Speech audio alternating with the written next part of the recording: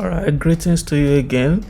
If you have seen the clip or the video on the template, the SIWES internship template, which has been provided for you, this here is on steps to create a SIWES and internship report. Now, this guide helps you to have an insight into how you need to go about developing your report, and so the information provided here is very important for you to read through, as you will see that for each of the chapters you're expected to write on, you have a bullet list telling you the kind of information that you can write about.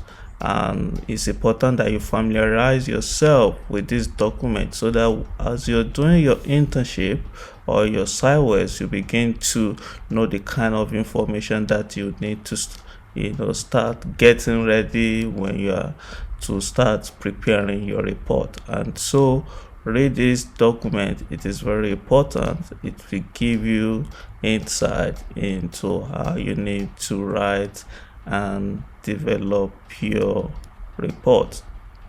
And again, sometimes we do see students who looks to want to format their own document.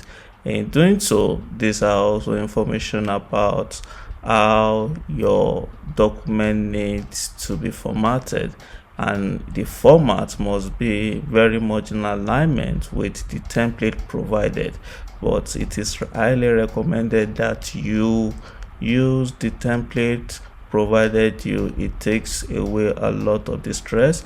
Many of the informations that you're seeing here have already been captured on the template, so all you just need to do is make some edits on the template and then get done with your report. So read this guide, it will help you a lot.